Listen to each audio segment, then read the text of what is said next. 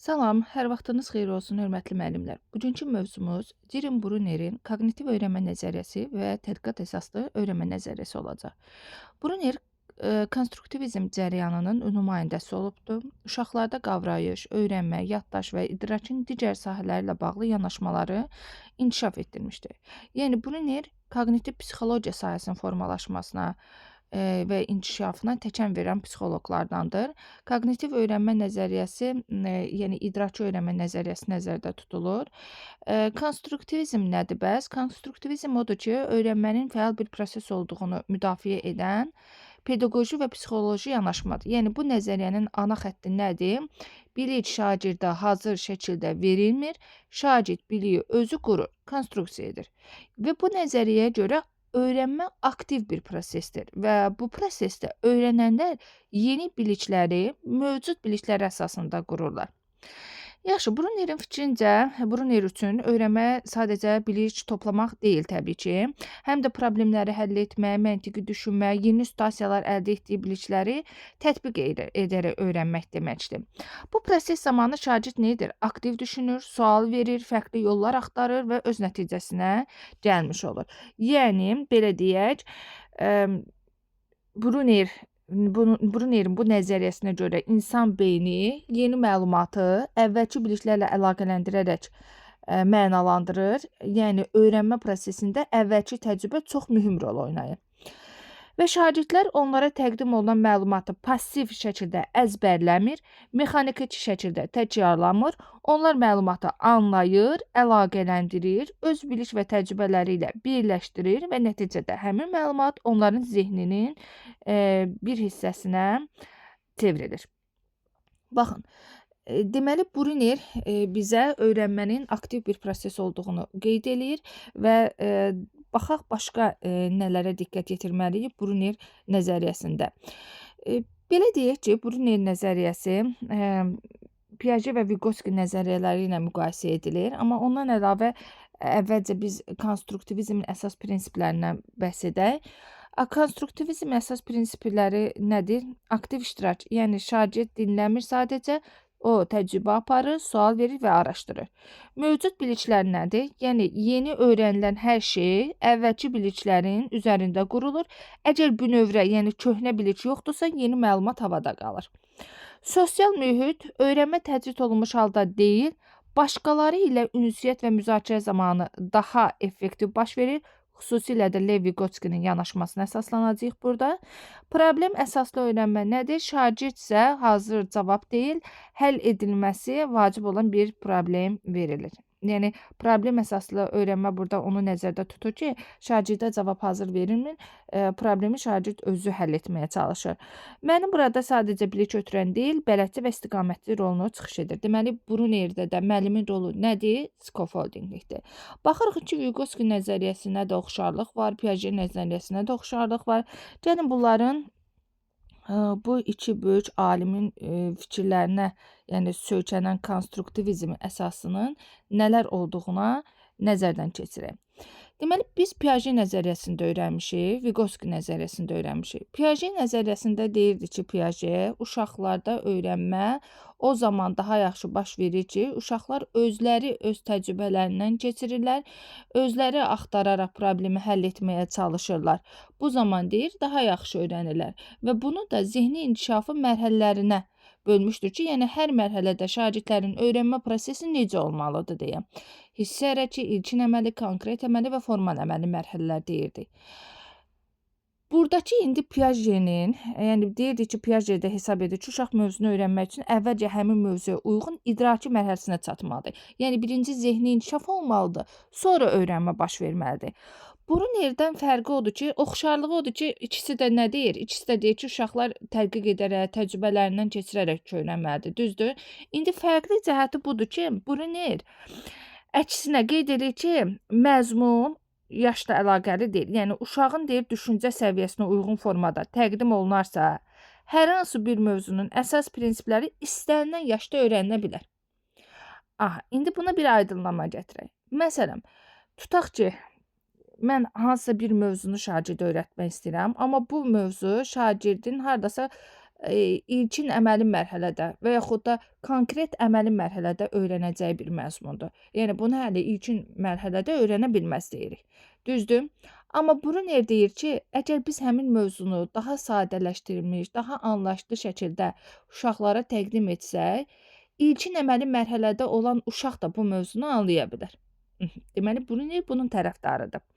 Piaget isə deyir ki, birinci yaş, yəni zehni inkişaf olmalıdır, sonra öyrənmə baş versin. Deməli, fərqləri bundan ibarətdir. Oxşarlığını da dedik, fərqini də dedik. İndi baxaq Vygotsky ilə fikirlər necə olacaq. Vygotsky ilə razılaşırdı ki, yəni Vygotsky ilə razılaşırdı. Nədə razılaşırdı? Deyir, uşağın ətraf mühitdən aldığı məlumatla onun cavabı arasında vacib bir vasitə rolu oynayır. Yəni Vygotsky nə deyirdi? Vygotsky deyir ki, uşaqlar sosial mühitdə başqalarının öyrənərək, köməkliyi ilə, yəni burada müəllimin skaffoldingliyindən bəhs eləyirdikdə, deyirdik daha yaxşı öyrənir, düzdür? Bruner burada razılaşır onunla. Deyir ki, dil uşağın ətraf mühitdən aldığı məlumatla onun cavabı arasında vacib bir vasitə rol oynayır. Bu vasitə sosial qarşılıqlı əlaqə və mənanın qurulması yolu ilə öyrənmə və koqnitiv inkişafı mümkün edir. Yəni hər iki psixoloq dili yalnız ünsiyyət vasitəsi kimi deyil, eyni zamanda yüksək səviyyəli düşüncənin inkişafı, biliklərin daxili hala gətirilməsi üçün əsas mexanizm kimi görür. Yəni hər ikisində də ünsiyyəti ön planda tutur. Vygotsky'də də, Bruner'də də. Bu onların razılaşdığı tərəfdir. İndi təbii ki, biz Piaget'də əks olan fikirlərində dedik. Oxşarlıqlarını da dedik ki, yəni ortaq xüsusiyyətlərin nədir? İndi baxaq Brunerin öyrənmənin 3 modelindən. Yəni uşaqlar koqnitiv inkişafı ilə bağlı araşdırmalarında Brunerin 3 modelini təklif edir daha doğrusu Bruner öyrənmənin 3 modelini təklif edir. Yəni uşaqların koqnitiv inkişafı ilə bağlı 3 üsul nədir? Baxaq. Birinci hərəkət əsaslı, yəni hərəkət üsuldur. Brunerə görə bilik əsasən hərəkət reaksiyalar şəklində mənimsənilir. Yəni ilk budur. İkinci, ikonik, yəni vizual əsaslı. İkinci etapda şagirdlər yeni anlayışları vizual vasitələrdən istifadə etməklə öyrənir. Məsələn, burada şəkildə də görürsünüz, qeyd olunubdur. Həm belə deyək də, birincidə, yəni hərəkət əsaslıda uşaq daha doğrusu hərəkət reaksiyaları şəklində mənimsəyir. İkinci şəkildə vizual əsaslı, yəni şəklə, kitaba baxaraq bu vasitələrdən istifadə etməklə öyrənir. Üçüncü isə simvolikdir, yəni bilir ki, əsasən dil, riyazi simvollar və ya digər simvol sistemləri şəklində yadda saxlanılır. Deməli, 3 model bu oldu. Hərəki, ikonik və simvolik.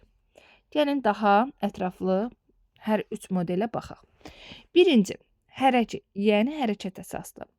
Bu üsulda nə deyir? Bu üsul həyatın ilk ilində istifadə olunur. Yəni Piaget nəzəriyyəsinə görə sensori-motor mərhələsi, yəni hissə hərəki mərhələ deyək.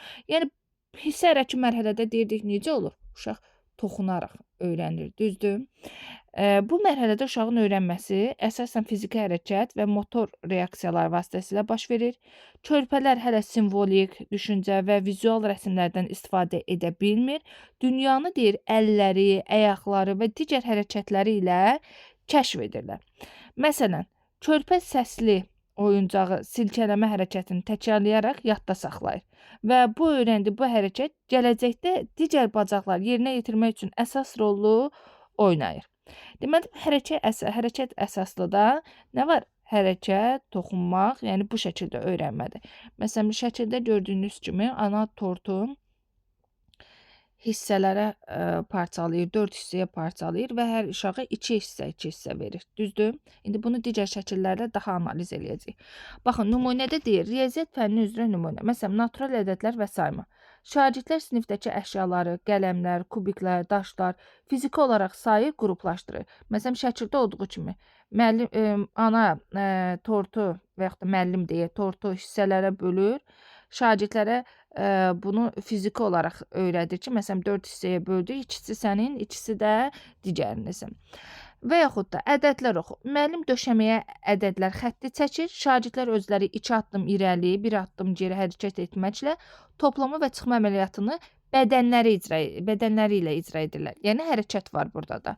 Perimetr və çevrə nümunəsində isə şagirdlər ip vasitəsilə masanın, sinifdəki müxtəlif əşyaların ətrafını hərəkət edərək ölçürlər. Yəni hər bir halda hərəkət əsaslı öyrənmə olacaq. Yaxşı. İkinci, ikonik, yəni vizual əsaslı nədir? Vizual əsaslı da artıq şagird bir mövzunu öyrənərkən şəkil, diaqram və ya model vasitəsilə daha yaxşı başa düşürlər. Yəni eyni zamanda deyir eşitmə, toxunma, digər hisslərlə alınan təcrübələrdə ikonik yaddaşa əlaqəlidir. Məsələn, uşağa heyvanları öyrədərkən şəkillər və ya oyuncaq heyvanlar göstərmək yaddaşını deyir gücləndirir. Az öncəki şəkildə ana və yaxud da müəllim tortu böldü hissələrə, hər uşağa 2-2 verdi. İndi baxın, ikonikdə, yəni vizual əsaslıda şəkillə başa salır hissəni. Şəkil göstərərək tortu 4 hissəyə bölür və bu şəkildə uşaqları başa salmağa çalışır. Bu şəkildə öyrədir ki, yaddaşlarında güclənsin. Məsələn, deyir kəsrlər mövzusunda kəsr dairələri, kəsr çubuqları, pizza şəkilləri, eyni ilə şəkildə olduğu kimi 2də1, 4də1 kimi kəsrləri şəkil üzərində müqayisə edərək göstəririk. Və yaxud da məsələ həlli üçün sxemləri mətndə deyir verilmiş məsələni əvvəlcə sxem şəklində çəkmək, sonra riyazi əmələ keçirik. Yəni şəkillə və yaxud da digər diaqram olsun, sxem olsun, model şəklində şagirdlərə başa salmaq mövzunu bu şəkildə öyrətmək nəzərdə tutulur. İkonik, yəni vizual əsaslıdır.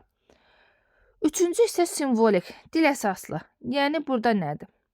Az öncə tortu dilimləri bölməkdən, yəni hər ikidə canlı şəkildə böldüm 4 hissəyə, ikisinin birinə verdim. İkonikdə şəkil üzərində hissələri başa saldım və artıq gəldi simvolik olaraq başa salmağa. Simvollar vasitəsilə təbii ki, mürəkkəb anlayışları başa düşə və ifadə edə bilərik. Simvollar insanların düşüncə və öyrənmə prosesini genişləndirir, yalnız konkret hərəkət və ya şəkillərlə məhdudlaşmır. Məsələn, formullar və bərabərliklər. Yəni artıq əşyaları sayma və yaxud da şəkillə adlandırılan toplama, çıxma, yox da simvollar şəklində verilir. Məsələn, 3 üstəgəl 2 edir neçə 5 və yaxud da cəbri ifadələrlə A üstəgəl B, 2 qısçıq 3 kimi yazılı simvollarla işləmək təbii ki, simvolik dilə aid olacaq. Yəni işarələrdən istifadə edirik, simvollardan istifadə edirik. Məsələn, riyaziyyata aid olan simvollarda və yaxud digər fənlərdə onlara uyğun simvollardan istifadə edə bilərik. Bu isə simvolik əsaslı belə deyək də model idi, simvolik model idi. Yəni dil əsaslı. Deməli, birinci oldu hərəki, yəni hərəkət əsaslı, ikinci oldu ikonik, yəni vizual əsaslı, üçüncü oldu simvolik, yəni dil əsaslı. Və yenə də burada nəyi qeyd edək? Hazırlıq anlayışından bəhs eləyəcəyik. Deməli, biz dedik ki, Bruner öyrənməni 3 modellə nümayiş etdirdi, 3 üsulla nümayiş etdirdi və bu hazırlıq anlayışına nəyə öyrədir bizə? Bruner dedik, Piaget'in hazırlıq anlayışına tənqidi yanaşır. Yəni, belə fikir irəli sürür ki, məktəblər çox vaxt uşağın müəyyən bir idraki yetkinlik səviyyəsinə çatmasını gözləməklə öyrənmə prosesini süni şəkildə ləng edir. Yəni, gözləyir ki, məsəl üçün, 3-cü sinifdə oxuyan uşağa ona uyğun, 5-ci sinifdə məsələn, ona gözləyirlər 5-ci sinifə çatsın, məsələn, bu mövzunu öyrədək və yaxud da 8-ci sinifə çatsın, bu mövzunu öyrədək deyir. Bruner hesab edir ki, yəni bununla ləngidirlər uşaqların öyrənmə prosesini və Bruner hesab edir ki, hər bir fən uşağın deyir inkişaf səviyyəsindən asılı olmayaraq sadələşdirilmiş və anlaşılan formada öyrədilə bilər. Və vurğulayır ki, uşaqların düşünmə qabiliyyəti onların yaşına görə məhdudlaşdırılmamalıdır. Yəni bunun elə 8 yaşı var, elə bu 8 yaşına aid olan şeyləri bilməlidir deyərək məhdudlaşdırmamalıyıq. Və müxtəlif forma, üsullar seçərək, məsələn, vizual, hərəki və yaxud sadə simvollardan istifadə etməklə ən mürəkkəb ideyaları belə uşaqlara çatdıra bilərik. Məsələn, Piaget'ə görə deyir, kiçik yaşlı uşaq elmi anlayışları, məsələn, cazibə qüvvəsini və yaxud da enerjini tam mənada başa düşə bilməz. Məsələn, ilkin əməli mərhələdə olan bir uşağa mən enerji və yaxud da tutaq ki, cazibə qüvvəsini başa sala bilmərəm deyir Piagetə görə. Çünki bu daha yüksək yaş səviyyəsində olan, daha yüksək mərhələdə olan uşaqlara aid bir mövzudur. Lakin deyir Brunerin fikrincə müəllim istəsə, yəni müəllim bu anlayışları uşağın təcrübəsinə uyğun şəkildə təqdim edə bilər. Məsələn, cazibə qüvvəsini topun yerə düşməsi üzərində izah etməklə uşaq deyir həmin mövzunun ilkin mənasını dərk edə bilər. Yəni Bruner üçün hazırlıq anlayışı bu deməkdir. Uşağın yaşından və zehni inkişaf mərhələsindən deyil, mövzunun uşağa necə təqdim edilməsindən asılıdır. Hazırlıq anlayışı nədir? Bilirsiniz necədir? Uşağı bir növ belə gələcəyə hazırlaşdırırıq da. Məsələn, cazibə qüvvəsi yuxarı siniflərdə keçilir, amma mən aşağı sinifdə onun yaşına uyğun başa salaraq, yuxarı sinifdə daha da mürəkkəb vəziyyətdə olduğu zaman möhkəmləndirməyə kömək edə bilər. Yəni hazırlıq anlayışı bunun üçündür. Yəni addım-addım da belə deyək. Məsələn, mən cazibə qüvvəsini aşağı yaş mərhələsində uşağa rahat, sadə dillə başa salsam, yuxarı yaşlara gəlində bu mövzunu keçəndə daha mürəkkəb bir hissədə onu daha rahat olacaq öyrənmək və daha da möhkəmləndirəcək. Köhnə biliyi ilə artıq o yeni biliyini əlaqələndirib möhkəmləndirəcək deyir. Baxın, hazırlıq anlayışı deyəndə bu nəzərdə tutulur. Və bunun nəticəsində və əsas məsələyə gəldik. Bunun nəticəsində bu hazırlıq anlayışını da bilərək, bununla sıx bağlı olaraq spiralvari kurikulum konsepsiyası irəli sürülür. Bəli, Bruner spiralvari kurikulum konsepsiyasını irəli sürür. Nədir spiralvari kurikulum? Əslində şəkillərə baxanda aydın şəkildə görürük. Uşaq görürsüz, sensomotor mərhələdə, yəni hissə hərəki mərhələdən, ilkin əməli mərhələdən keçirək formal əməli mərhələyə çatır spiralvari şəkildə. Yəni öyrənməni bu şəkildə qeyd eləyir. Deməli, Brunerin fikrincə hər bir mövzu uşağın mövcud deyir hazırlıq vəziyyətinə uyğun şəkildə təqdim olunarsa, həmin mövzuya müxtəlif yaş və inkişaf mərhələlərində dəfələrlə, lakin daha dərin və mürəkkəb səviyyədə qayıtmaq mümkün olacaq. Yəni, mən aşağı yaşda olan uşağa enerjinin nə demək olduğunu, enerji haqqında öyrəndiyim zaman, belə deyək, təcrübələrlə təbii ki, öyrəndikləri zaman, onlar yuxarı yaş mərhələsinə gəldiklərində bu mövzunu daha da nə edəcəklər? Mürəkkəb səviyyədə öyrəndiklərində köhnə biliklərindən istifadə edəcəklər.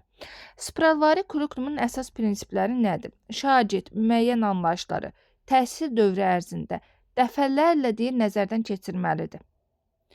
Hər dəfə deyir mövzunu daha dərindən mənimsəyəcək və daha mürəkkəb koqnitiv strategiyalardan istifadə edəcək.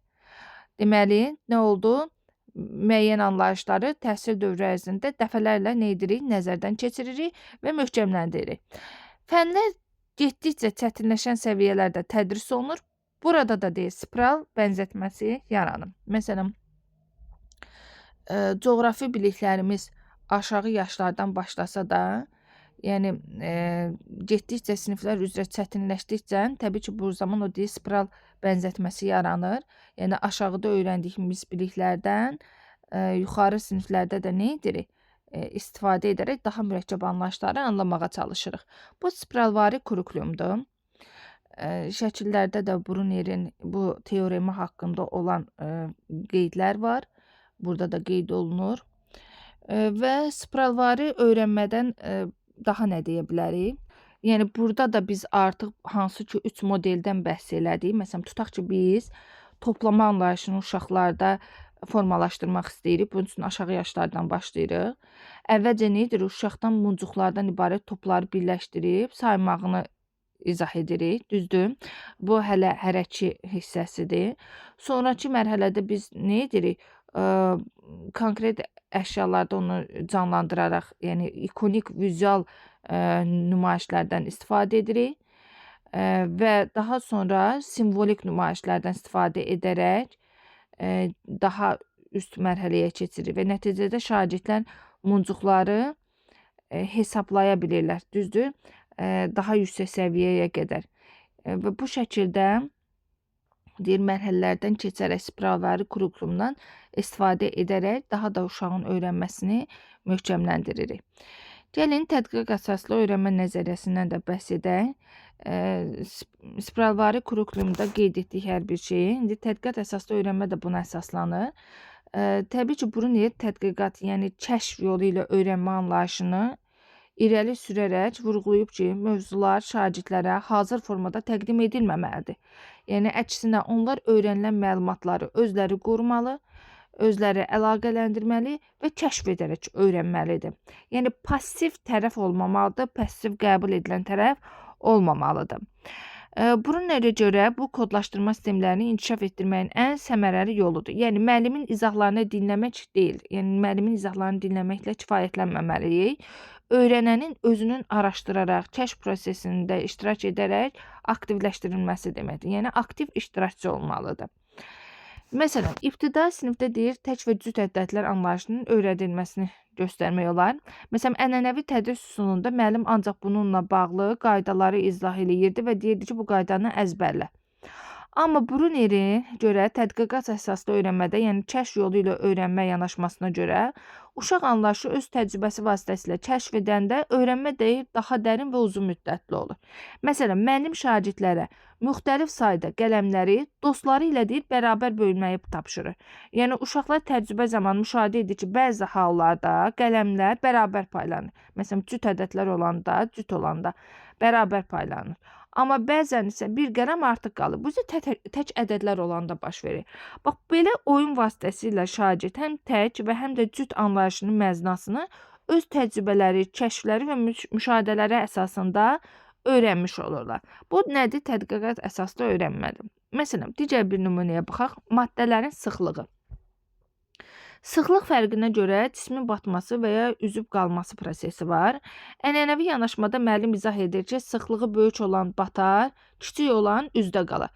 Yəni şagirdlər də bu qaydanı yazır. Bu ənənəvi qaydada. Mənim ənənəvidə necə idi? Şagird passiv idi, müəllim biliyi, informasiya mənbəyi yalnız müəllim idi. Düzdür? Burada da eyni qaydada müəllim maddələrin sıxlığı haqqında qaydanı deyir, şagirdlər dəftərə yazır. Amma Bruner yanaşmasında Bruner deyir ki, necə olmalıdır? Yəni şagird sıxlıq anlayışını, məntiqini öz təcrübəsi ilə, yəni sualları ilə kəşf edə bilər. Məsələn, müəllim müxtəlif əşyalar gətirir, tutaq ki, mismar, taxta, plastik top, süngər, daş və s. Su ilə də dolu bir şəffaf qabı qoyur sinifin qarşısına. Müəllim sual verir, amma izahı özü demir, deyir. Eyni ölçüdə olan, amma fərqli materiallardan olan əşyaların nəticələri niyə deyir dəyişir? Sizcə deyir sadəcə çəkisi ağır olan həmişə batırmı? Nümunələriniz deyir göstərir ki, necə olur? Məsələn, cədvalda verildiyi kimi əşyalar nə idi? Taxta parçası, dəmir, mismar, süngər. Məsələn, taxta parçası üzür. Yəni üzə bilir və nəticədə elə üzürdür. Dəmir mismar isə ağırdır. Yəni nisbətən taxta parçasına baxdığımız zaman üzə bilər, amma batır. Süngər isə bata bilər, amma üzür. Deməli, bəzən deyir ağır olan batmır, çünki materialın sıxlığı fərqlidir. Yəni içindəki yığcamlıq bu fərqi yaradır deyir. Və buna əsasən uşaq təcrübələrlə bunu nə etməyə çalışır? Öyrənməyə çalışır. Və koqnitiv öyrənmə nəzəriyyəsində müəllim deyir sadəcə biliyi ötürən tərəf yox, öyrənmə prosesini istiqamətləndirən fəal bələdçi rolundadır. Yəni tapşırıqları təqdim etməklə kifayətlənmir müəllim, həm də öyrənmə prosesinin aktiv iştirakını təmin edir, şagirdlərə yol göstərir, istiqamət verir, fasilitatorluq edir. Və yəni ehtiyac duyulan anda belə deyək də fasilitatorluq göstərir. Yaxşı, keçək elə fasilitatorluqdan bəhs etmişkən, Brunerdə skaffoldinglikdən bəhs edək.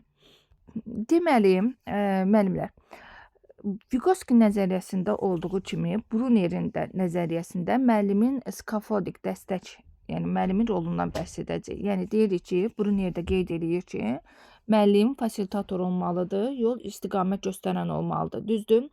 Yəni Brunerə görə müvəqqəti dəstək, yəni skaffolding qurur müəllim şagird üçün. Yəni ipucu verərək, tapşırığı sadələşdirərək, ona motivasiya yaradaraq, yəni şagird mövzunu mənimsədikcə biz bu dəstəyi deyir, tədricən çəkirik ki, o müstəqil düşünən bir fərd kimi ayağa qalxsın. Yəni müvəqqəti kömək eləyirik, müvəqqəti dəstək göstəririk. Hansılardır bunlar? Deməli, səfərbərlik, yəni tapşırığa cəlb etmək. Burada artıq motivasiyanın təmin edilməsindən bəhs edirik. Yəni şagirdin diqqətini, marağını tapşırığa yönəltməkdir. Şagird belə deyək də, burada artıq şagirdin marağını nəzərə alınmasıdır, onda daxili motivasiyanın yaradılmasıdır, onun diqqətini mövzuya yönəltməkdir. Əgər deyir şagird tapşırığı təbii ki, məqsədini anlamırsa və yaxud da maraq duymursa, bu zaman o deyir idraki səylər, yəni kognitiv səylər zəifləyəcək. Buna görə də müəllimin ilk və ən mühüm funksiyası olmalıdır ki, öyrənmə prosesinə giriş mərhələsində şagirdin marağını səfərbər etməkdir. Səfərbər etmək deyəndə, yəni şagirdin marağını mövzuya səfərbər etməyimiz, tapşırığa cəlb etməyimizdir. Daha sonra skafoldingdə ikinci məqam sərbəstlik dərəcəsinin azaldılmasıdır. Yəni bu nə deməkdir? Tapşırığın sadələşdirilməsidir. Tapşırığı deyir sadələşdirərək şagirdin çətinliyini tənzimləmək nəzərdə tutulur. Yəni tapşırığı sadələşdirərək artıq istiqamətləri aradan qaldırırıq və beləliklə səhv və sınaq mərhələsini qısaltmaq nəzərdə tutulur. Burada müəllim öyrənməni idarə olunan hala gətirməsi deməkdir. Müəllim tapşırığın çətinliyini tənzimləyir, dəstək verir, yönləndirir və tədricən bu dəstəyi geri çəkərək şagirdi müstəqilliyə doğru. Yəni sərbəstlik dediyimiz zaman o göstərdiyimiz müvəqqəti dəstəkdən bəhs edirik. Yəni bir yerdən sonra dəstəyimizi geri çəkərək şagirdi müstəqilliyə doğru aparırıq. Daha sonra məqsəd nədir? Şagirdin eyni anda çox qərar verməkdən və ya çaşqınlıqdan yorulmamasıdır. Bu mərhələdə Vygotsky'nin yaxın inkişaf zonasına uyğun gəlir. Müəllim şagirdin bacarmadığı sahələri onun üçün strukturlaşdırır və o tədricən bunu müstəqil edə bilir. Yəni bir yerdən sonra, yəni tapşırığı sadələşdirdikdən sonra şagird belə deyək də dəstəyimizi şagirddən çəkməyimizdir ki, burada artıq şagird özü müstəqil işləyə bilsin. İstiqamətin qorunması. Üçüncü odur istiqamətin qorunması. Burada nədir? Şagirdin motivasiyasını qoruyub saxlamaq, diqqətini yayındırmadan tapşırığı idarə olunan hissələrə bölmək deməkdir. Yəni davamlı öyrənməni təmin etməkdən bəhs edirik. Yəni dərsin əvvəlində motivasiyanı qurdum, bitdi, yox. Bu motivasiyanı qoruyub saxlamalıyıq. Və burada Brunerə görə öyrənmə məqsədyönlü fəaliyyət olduğuna görə şagirdin diqqət və marağı davamlı dəstəklənməlidir. Həm emosional, həm kognitiv səviyyədə müəllimin nəzarəti tələb edir burada. Yəni müəllim yalnız nəyi öyrətməli olduğunu deyil, həm də şagirdin necə öyrəndiyini və nə zaman motivasiyasını itirdiyini müşahidə etməlidir. Əsas xüsusiyyətlərin vurğulanması. Burada nədir bəs? Əsas məqamları vurğulamağımızdan bəhs olunur. Vacib anlayışları, mühüm fərqləri, səhvləri vurğulamaqdır burada. Belə deyək də, Brunerə görə şagirdlər çox vaxt deyir, informasiyanın hər bir detalını eyni səviyyədə diqqət ayırmağa çalışırlar. Bu isə ideyanı anlamağı çətinləşdirir. Müəllim bu anda şagirdləri ən vacib cəhətləri seçməyə, nəyə baxmaq lazım olduğunu müəyyənləşdirməyə yönəldir. Yəni burada biz mövzuda əsas o xüsusiyyətləri vurğulamağa, əsas məqamları vurğulamağa çalışırıq. 5-ci məyusluğun idarə olunmasıdır. Ola bilər şagirdlər emosional vəziyyətinə nəzarət etməsin, ruhdan düşürlər və onların ruhdan düşməməsinə görə və eyni motivasiyada davam etməsinə kömək nəzərdə tutulur. Təbii ki, öyrənmək yalnız intellektual fəaliyyət deyil, həm də emosional dözümlülük tələb edir və burada da bu mərhələdə də öyrənmənin davamlılığını qoruyan əsas fiqurdur müəllim. Yəni burada biz artıq şagirdin öyrənmə zamanı yaşadığı emosional gərginliyi azaltmağa çalışırıq. Mən öyrənə bilmirəm, mən bacarmıram düşüncəsini çevrilməyə yardım edirik ki, yəni sən bacararsan, yəni mən öyrənərəm, mən bacarıram düşüncəsinə çevirməyə çalışırıq və emosional dəstək göstəririk. Bax, bu da oldu bizim 5-ci və 6-cı isə nümayişdir. Nümayiş nədir? Öyrənməyə dəstək verəcək nümunələr, yəni modellər, nümunələr və yaxud da qismən həll olunmuş yollar təqdim edirik. Yəni öyrənmə boş yerdən kəşf etmə deyil, şagird yeni anlayışları, bacarıqları başqalarının model davranışlarını izləməklə, təcrübədən öyrənməklə qurur. Nümayiş o deməkdir ki, müəllim şagirdə öyrəniləcək deyə bacarığın məsələyə necə tətbiq edildiyini göstərir. Amma cavabı tam demir. Sadəcə olaraq nümunə göstəririk və onu kəşf etmək üçün istiqamətləndiриrik. Burada isə modellərin təqdim edilməsidir. Yəni əsas məqsəd yenə də qeyd edirik, şagirdə necə öyrənmə bacarığını göstərməkdir. Və beləliklə burada müəllimin skaffoldinqindən bəhs elədik. Brunerin nəzəriyyəsi haqqında müəllimlə bilməmiz lazım olan bunlar idi. Deməli biz Brunerdən nədən bəhs elədik? Fikirlərimizi ümumiləşdirək. Spiralvari kurikulumdan bəhs elədik. Yəni hər şeyi hər yaşda öyrətmək olar. Deməli spiralvari kurikulum nədir? Hər şeyi hər yaşda öyrətmək olardı. Yəni hər hansı bir mövzunu deyir Bruner spiralvari kurikulumda düzgün formada təqdim etməklə istənilən inkişaf mərhələsində olan uşağa öyrətmək olar. Və bu o deməkdir ki, biz bir mövzunu şagirdə bir dəfə keçib bitirmirik. Eyni mövzuya hər il daha mürəkkəb və daha dərin qatda yenidən qayıdırıq. Bu da biliyin sadəcə yaddaşda qalmasını deyil, zehni bir sistemə çevrilməsini təmin edir. Sonra tədqiqat əsaslı öyrənmədən üzr istəyirəm, danışdıq. Tədqiqat əsaslı öyrənmədə də dedik ki, Bruner deyir ki, kəşf yolu ilə öyrənməlidir uşaq. Yəni passiv olmamalıdır, aktiv olmalıdır, özü kəşf etməlidir, özü təcrübələrdən keçirməlidir və bu şəkildə öyrəndiyi zaman daha yaxşı öyrənmə baş verir deyir. Və burada da müəllimin skaffoldinqindən, dəstəyindən, köməyindən bəhs elədik. Həmçinin hazırlıq anlayışda yenə də qeyd edirik, hansı ki, spiralvari kurikulumda da qeyd etdik. Yəni hazırlıq anlayışı odur ki, ən aşağı mərhələdə, yəni həmin mövzunu şagirdə mənimsədərək bir növ hazırlıq mərhələlərindən keçirdirik şagirdi. Bunun üçün də 3 modeldən bəhs elədik: simvolik, ikonik və hərəki modellər. Son olaraq bunu bildirmək istəyirəm ki, Bruner yanaşması təbii ki, şagirdi nəyi öyrənməli sualından çıxarıb, necə öyrənməli sualına yönəldir. Və tədqiqat əsaslı öyrənmədə qeyd etdiyimiz kimi şagirdə sadəcə imtahan qiyməti qazandırmır, ona ömür boyu lazım olacaq problem həll etmə bacarığına aşılayır. Yəni bir növ burada artıq şagird kəşf edərək öyrənir. Bu qədər müəllimlər Bruner nəzəriyyəsindən bəhs etdik. Növbəti mövzularda görüşərik. Hələlik.